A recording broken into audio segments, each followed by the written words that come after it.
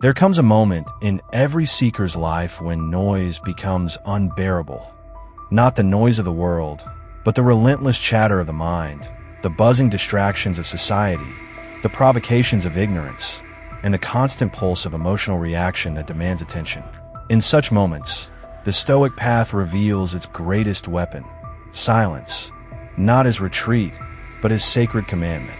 When gossip swirls like a storm in your surroundings, tempting you to join its destructive winds, Stoicism asks you to seal your lips, not out of weakness but power. For in that choice, you choose dignity over drama, inner strength over external chaos. The ancient Stoics knew that silence in the face of gossip isn't passive. It is an act of moral rebellion against a culture obsessed with commentary. And then there are moments when the arrows of insult are hurled your way, sharp, venomous, and deeply personal. But the Stoic does not raise a shield of angry words. Instead, he stands like a mountain before the storm, unchanged, unmoved, knowing that responding to every insult grants the offender control over your soul. This is where silence becomes mastery, the refusal to play a game beneath your values. Then comes the fire of anger, a moment when the heart races, the hands tremble, and the mind cries out for vengeance or retaliation. But in this sacred fire, the Stoic remains unmoved, letting the flames burn around him without being consumed. He locks his mouth not because he lacks words, but because he holds wisdom. That silence in the face of anger is the first step to sovereignty over oneself. In times of unfair criticism, the Stoic does not shout or justify. Instead, he embraces the silence of a knowing, the quiet trust in his own integrity. Like Marcus Aurelius, who ruled with silence more often than speech, you too must learn the royal art of saying nothing when your soul already knows the truth. Loss knocks upon every door, and in those moments, words often fail. But the Stoic finds solace in silence, the kind that allows grief to breathe, pain to settle, and the soul to process what the mouth cannot express. For true mourning is not performed through tears alone, but through a quiet inner reverence for what once was and what still lives within. Then comes injustice, the stinging realization that wrong has been done. But even then, the Stoic does not rush into wild protests or angry debates. Instead, he prepares in silence, acts with precision, and uses his voice only when it can serve truth, not ego. He knows that silence before action is the breath of power, the pause of the archer before release. Ignorance surrounds us, loud, brash, and bold. Yet the Stoic never argues with fools. He walks in silence, knowing that wisdom is not proven by shouting over others, but by showing what calm understanding looks like in the face of chaos. Silence is also needed when others boast, exaggerate, or seek to dominate conversations to elevate their fragile egos. The Stoic listens, not to approve, but to observe. In silence, he rises above the need to compete, knowing that true confidence doesn't crave recognition. And when rumors spread, dangerous, damaging lies echoing from mouth to mouth, the Stoic remains still. He does not rush to defend or dismantle every whisper. He knows that truth, like the sun, needs no defense, it only needs time. In each of these 9 moments, silence becomes not emptiness, but eloquence. It is the ancient music of discipline, the quiet strength that speaks volumes without uttering a word.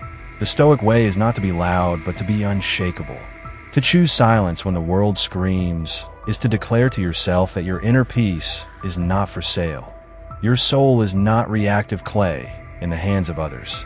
It is a rock shaped only by your own chisel of reason, patience, and presence. These are the moments that test you, not in how you speak, but in how you choose not to speak. And in those choices, you do not become invisible, you become invincible. The world will not understand at first. They will call your silence arrogance or fear. Let them, for you are not here to explain. You are here to evolve. You are here to ascend the mountain while others shout in the valley. You are here to become the living embodiment of timeless Stoic wisdom, calm in chaos, poised in provocation, and silent in storms. This is the art of locking your mouth and unlocking your inner greatness. This is where your journey begins, in the holy silence of mastery. In a world drowning in noise, where every opinion is amplified, where every whisper becomes a roar, and where people speak before they think, there lies an ancient, almost forgotten wisdom, the power of silence, not as a void, not as the absence of voice, but as a conscious, deliberate shield of grace, dignity, and invincibility. The Stoics, those silent warriors of the soul, knew that silence is not weakness, but mastery. Mastery over the self, mastery over impulse, mastery over the chaos within and around. It begins not with a vow, but with a moment when you sense your tongue rising like a sword, eager to strike, and you sheath it not out of fear but wisdom. There, in that fleeting pause, lives your strength. Picture this. You're standing in a room buzzing with gossip, toxic laughter dripping from lips like venom. They beckon you to join, to contribute, to weave your voice into the web of whispers. But you remember the first Stoic lesson. When gossip tempts you, silence is your armor. You lock your mouth, not because you lack something to say, but because your soul is too expansive to shrink into such petty corners. You look around and realize that those who engage in gossip are revealing more about themselves than the person they're speaking of. In that moment, your silence isn't passive, it's thunderous. Then comes the sting of insults, words crafted to wound, often flung like daggers by those who fear your stillness. Here, the second moment demands you hold your silence, not to avoid confrontation, but to own your reaction. You feel your heart race, the ancient drum of fight or flight, but you override it. Like Marcus Aurelius in his chambers, penning truths under candlelight, you remind yourself, what is said of me is not who I am. You smile, not because the insult doesn't touch you, but because you've learned that only ego reacts. The soul simply observes. Your silence, again, roars. The third moment arrives in the heat of anger, boiling beneath your skin like magma. It's a storm rising fast, provoked by injustice, perhaps betrayal. You want to unleash, to let words erupt and bury the other. But you pause. Seneca whispers from centuries past, anger, a brief madness. And you, in full control, breathe. You do not let that madness take the wheel. You stare into the fire without feeding it. You become the eye of the storm, calm and unshakable. And in that silence, the other unravels, revealing their lack of discipline. Then comes criticism, unjust, sharp, and public. Your heart aches for defense. Your voice rises with rebuttals dancing on the edge of your lips. But then the fourth Stoic lesson unfolds. Do not allow others' judgments to define your truth. In silence, you sift through the words, see the projection behind them, the pain, the insecurity. You realize it's not about you. It never was. Your silence becomes a mirror, forcing the accuser to face themselves. No argument is needed. The fifth moment is the hardest. Loss. The death of a loved one, the end of a dream, the quiet crumbling of something once sacred. Here, silence isn't a strategy, it's a sanctuary. Words feel like ash. They cannot carry grief. The Stoics remind you not to suppress sorrow, but to hold it gently, to let silence embrace your soul like a soft night sky. In silence, you remember, you honor, you heal. The sixth moment appears when injustice grips your world, when you see wrong and the urge to rage surges. But silence here doesn't mean passivity, it means strategy. You study, plan, act with precision. You do not shout into the void. You move with purpose. Silence becomes a blade sharper than outrage. You speak only when your words are arrows that pierce through the noise, not scattered dust. The seventh moment arrives in the presence of ignorance, when someone challenges your knowledge, mocks your depth, or dismisses your wisdom.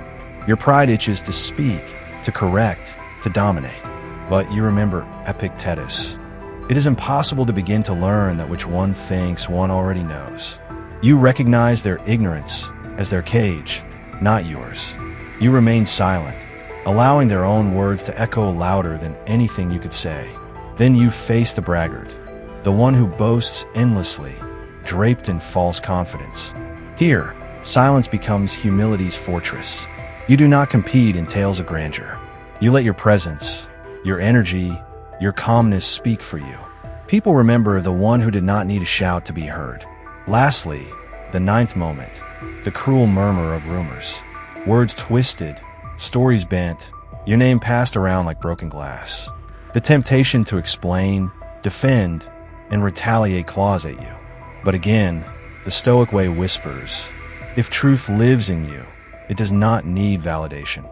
You stay silent. Let time unfold the truth. Let those who believe lies reveal their own lack of discernment. You walk forward, unbothered, sovereign.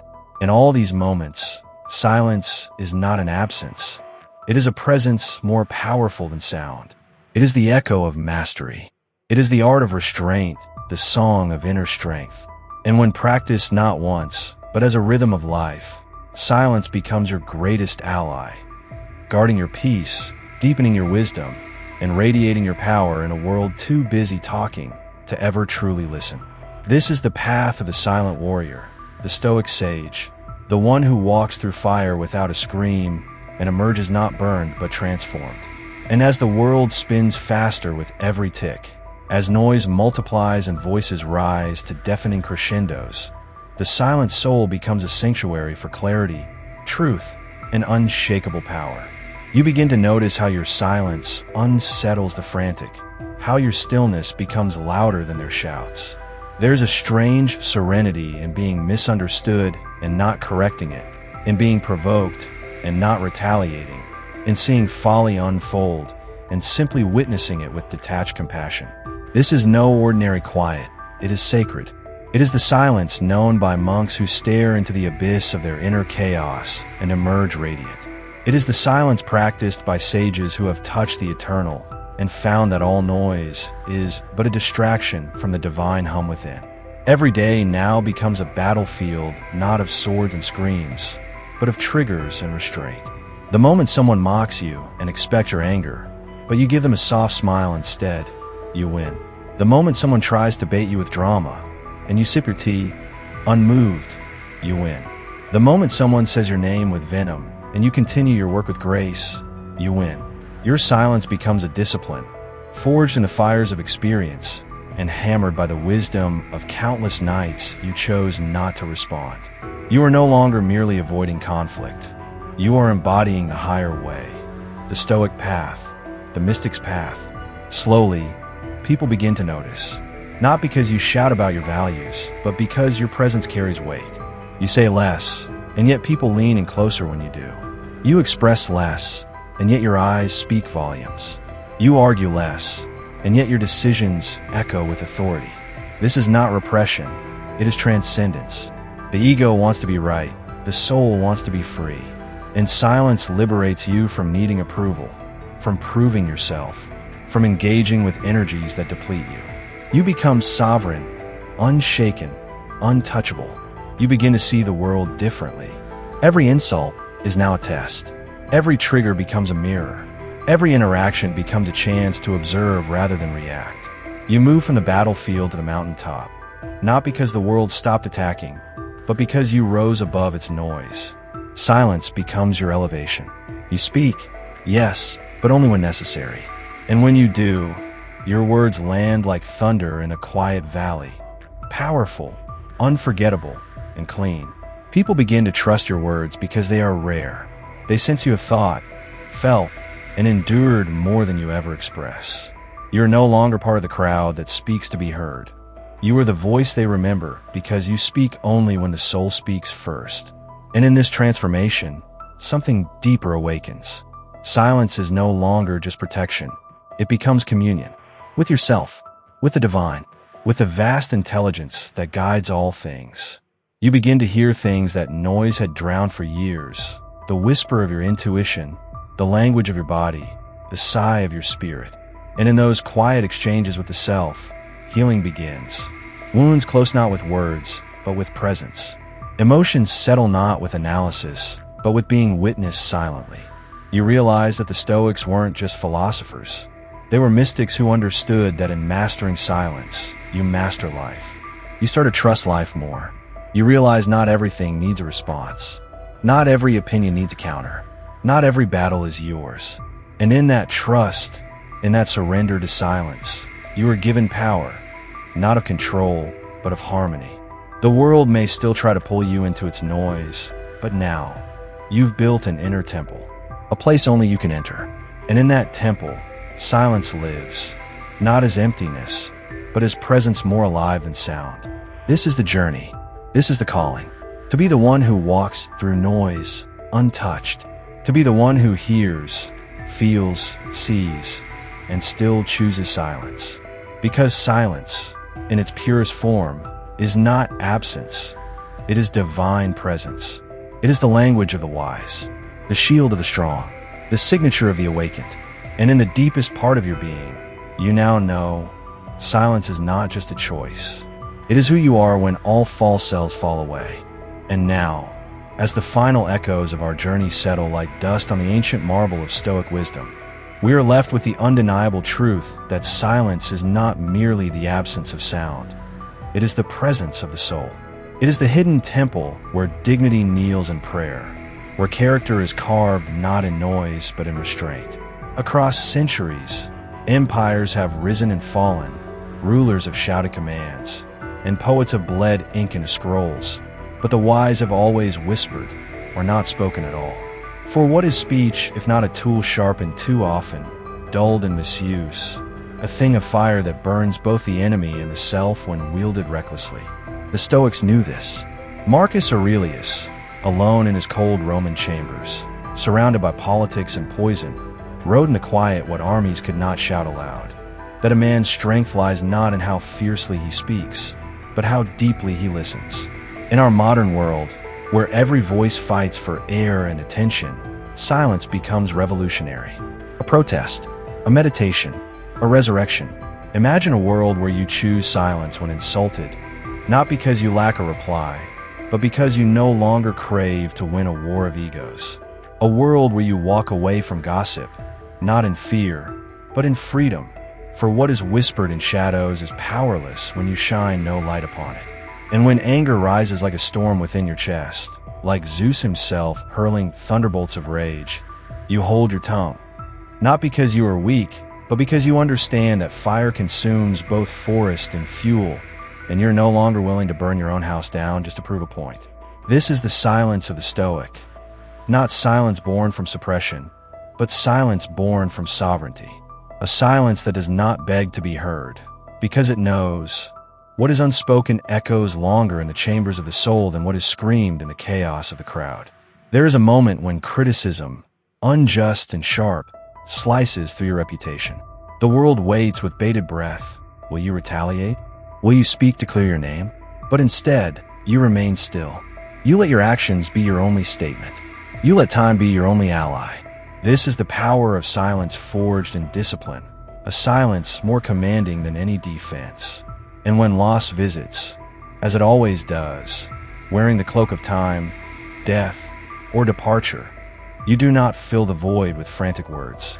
You sit with the grief. You cradle it in sacred stillness, because silence here is the only language grief understands. And so the silence teaches you to feel without fleeing, to grieve without drowning. Even in the face of injustice, when the world demands you shout, you choose your moment. Not all silence is surrender. Sometimes silence is strategy, the gathering of strength, the drawing of the bow before the arrow of truth is loosed. For even the gods waited in silence before they spoke the universe into existence. And so, in your life, there will be moments when ignorance mocks you, boasts swirl around you, rumors circle your name like vultures. But the Stoic remains unmoved. Like a mountain beneath a storm, he lets the wind rage. He does not argue with the weather. He endures. He observes. He transcends. And in that quiet transcendence, he becomes untouchable. These 9 moments, these sacred pauses of the tongue, are more than techniques. They are rites of passage. They are thresholds of transformation. Each silence is a mirror reflecting who you are when you are no longer performing for the world. They strip you bare, test your restraint, and sculpt your soul. And if you can pass through them, not just once, but again and again, then you will emerge not merely wiser, but freer. Freer from reaction, freer from validation, freer from the chains of the impulsive self. Because in silence, you reclaim your inner throne. You become sovereign, a being not ruled by chaos, but by clarity. So walk forward now, not in noise, but in knowing. Speak when speech will heal. Listen when the world needs a witness. Be silent when the storm within you is loudest.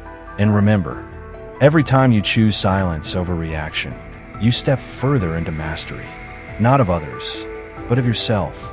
And in a world driven mad by noise, your silence will be your loudest wisdom.